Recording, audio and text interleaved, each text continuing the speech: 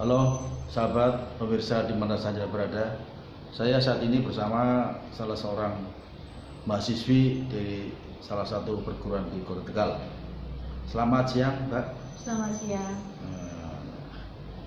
Ini memang dalam situasi corona, kita memang harus waspada terhadap tentang penyebaran klaster baru ya.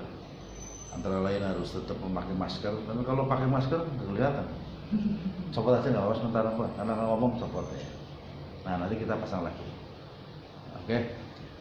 Sedang ada kegiatan apa, Mbak? Kalau semester saya kan sedang semester 7 ini dan kegiatan saya sedang KKN. Sedang KKN ya. Karena KKN-nya berbarengan dengan corona, jadi kita sistemnya 30 offline, 70% online. Online ya. Kendala ketika offline apa kira-kira? Kendala kalau di desa yang sedang saya kerjakan di KKN ini tidak ada sih, semuanya berjalan lancar dan tetap mematuhi protokol kesehatan. Itu kan sistem tidak tatap muka dengan dosen ya. Nah, setelah itu apa kegiatan yang dilakukan? Setelah offline kemudian tatap muka, tutorial. Kalau di desa, kalau yang online ya, atau kalau yang online sih kita kasih pembelajaran ke para instansi yang belum bisa memakai e-learning, apalagi kan kesiapan di desa saya sendiri itu untuk menghadapi corona, yaitu salah satunya adalah dengan e-learning. E-learning itu kan nggak semuanya bisa, walaupun karena e-learning kan berbasisnya adalah teknologi. Kalau orang dulu, zaman dulu pinter gitu, cuman bisa jadi gagal dengan teknologi. Betul. Iya kan? Karena tidak semua orang bisa teknologi. Iya benar. Ya. Nah, gaptek. Nah, itu yang dulu pernah Anda obrolkan tentang zaman now. Zaman now, zaman dulu disebutnya dengan zaman baby apa? Baby Boom. Iya, baby boom. Baby boom luar biasa. Ke depan Mbak mau kepikirnya apa sih? Mengapa harus kuliah? Kenapa harus kuliah? Ini sih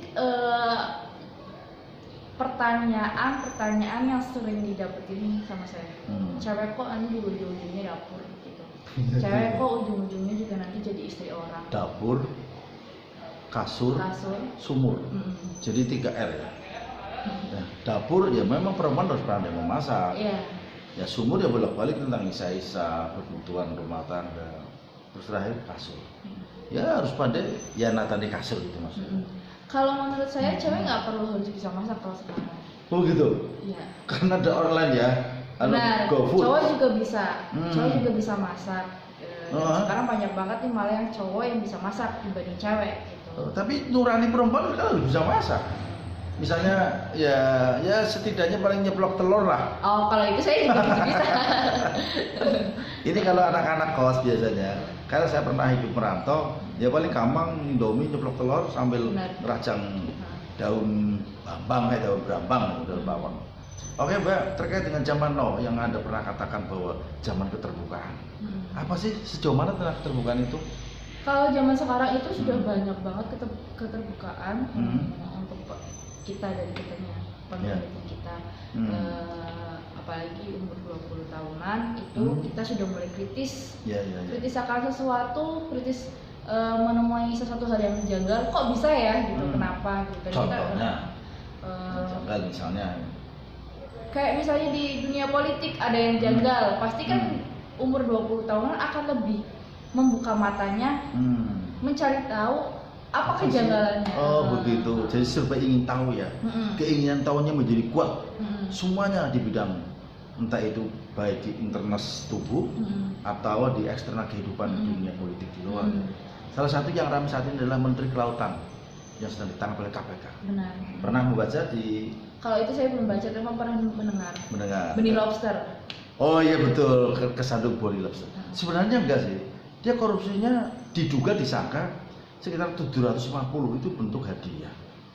Jadi ya menurut saya terlalu sedikit untuk seorang pejabat.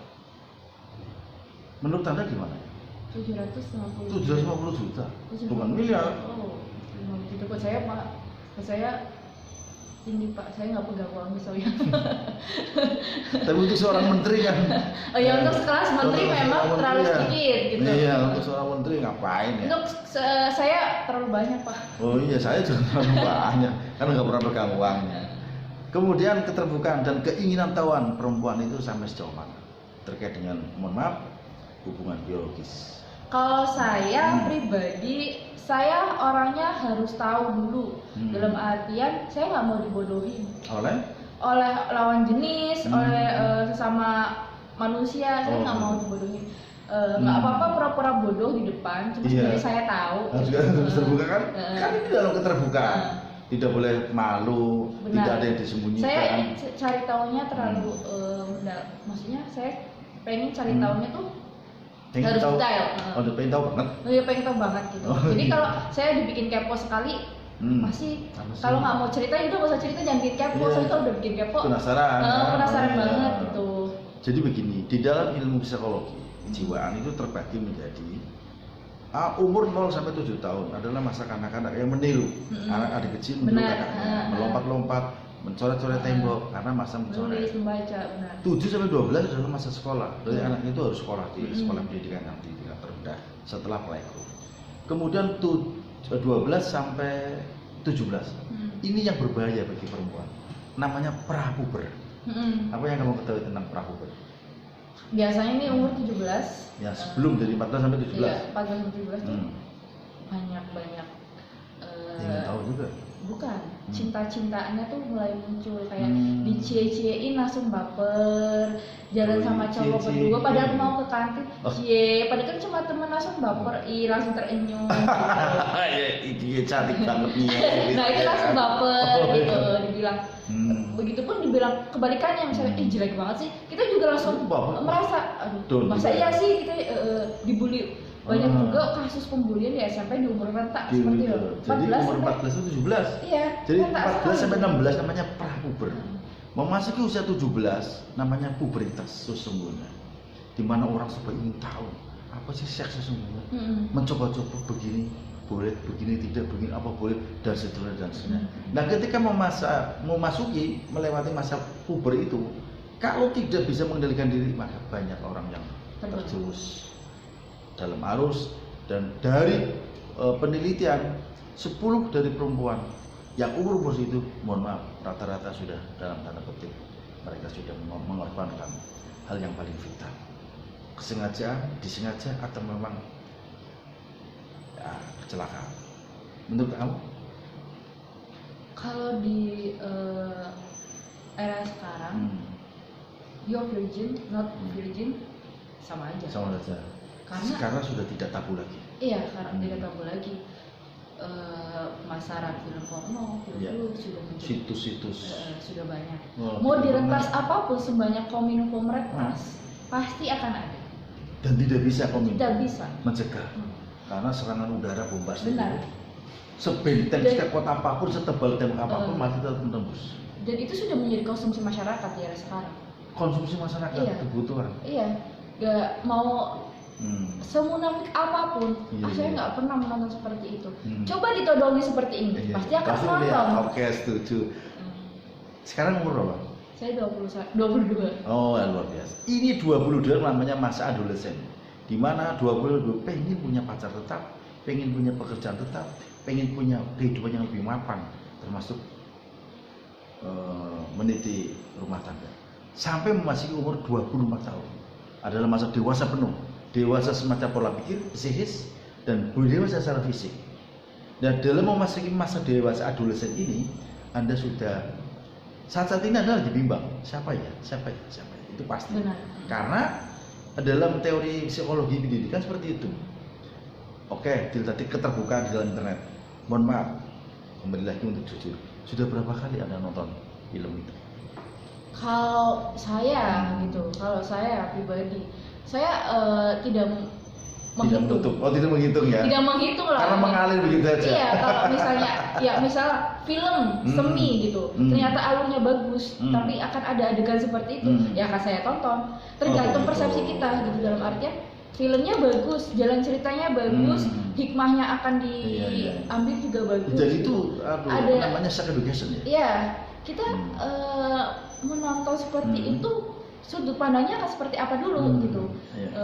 Untuk pembelajaran, misal kalau sebenarnya sama suami saya bakal kayak gini juga ya. Iya. Agak ngeri ya kalau misalnya nonton Iya. misalnya, kok cowoknya kesakitan kayak gitu, kok cowoknya Iya. kesakitan. Tapi caranya bagaimana kita juga Agar tidak sakit. agar tidak sakit gitu. Betul.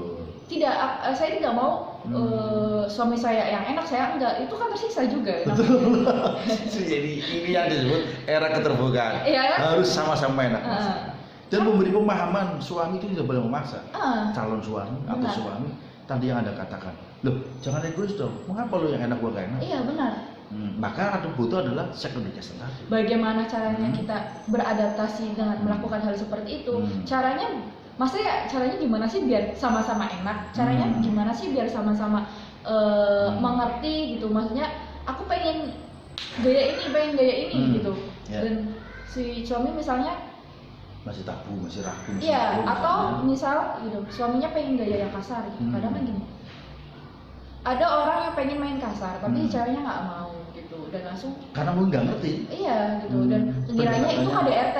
Oh, Padahal kan bukan. bukan itu. Aduh, Iya, semacam ada nafsu sendiri. apa ya namanya, tipu. Iya, ketertarikan sendiri. Ketertarikan Kalau main sendiri. kasar, saya langsung dapat nih feel-nya gitu. Oh iya dapat nih feel. Ya, terus kalau oh iya ya, kan ada juga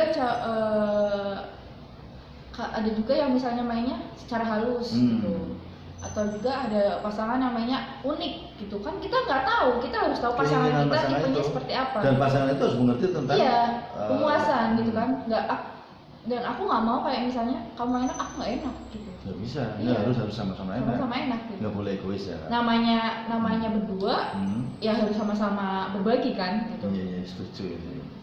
Oke, dari kategori di majalah Times ada satu penelitian yang 1 dari 10 perempuan, jadi setuju atau tidak, rata-rata mohon maaf ya sekarang sudah tidak paham lagi. 10 dari 1 dari 10. Heeh. Jadi 1, 2, 3, 10. 3 diantaranya sudah tidak. Ya benar. Begitu ya. Heeh. Jadi kategorinya 30% sampai 70%. Dari 10 perempuan yang 3 ini rata-rata sudah. Atau kebalik, yang 70%-nya yang sudah. Terkadang saya mikir kenapa harus di apa ya, bukan genderitas, kenapa harus di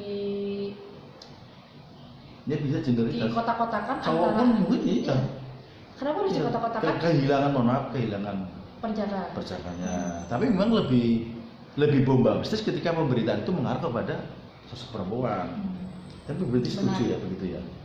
Tapi saya tidak setuju dengannya dalam arti kenapa kita harus mengkotak-kotakan? Mengkotak-kotakan. Oh ya. Ada virgin, ada tidak virgin. Kenapa kita harus diskriminasi yang tidak virgin gitu? Oke, Kenapa setuju. gitu? Jadi tidak bisa digeneralkan bahwa yang disudutkan adalah perempuan. Kalau memang kalau di mata agama berbeda kita membahasnya gitu. Ya, oke. Setuju enggak? Era sekarang para cowok sudah tidak berbicara merasakan tentang perawan atau tidak. Benar, benar. Karena melihat fenomena kehidupan yang begitu barbar, bayangkan di tempat diskotik di hall, mereka rata-rata udah, dan itu menjadi tontonan yang luar biasa menarik.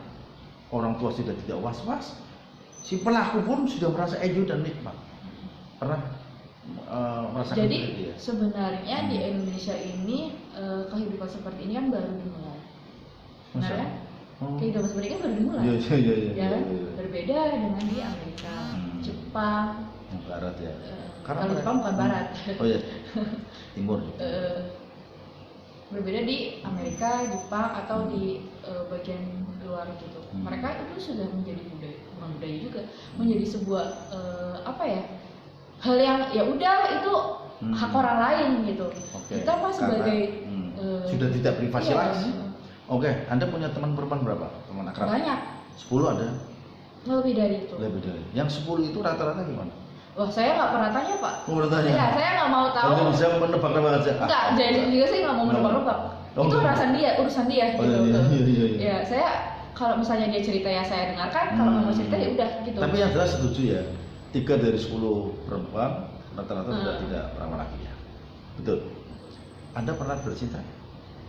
Saya itu privasi. Oh, privasi. Itu privasi.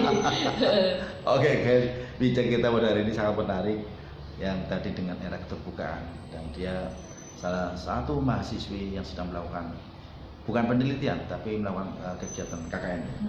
Dalam KKN dalam era pandemi ini mereka menggunakan sistem offline dan online. Nah, persoalannya yang offline ini pemadatan materi mungkin yang awalnya 30 hari 40 hari 40 hari tinggal cuma 1 bulan.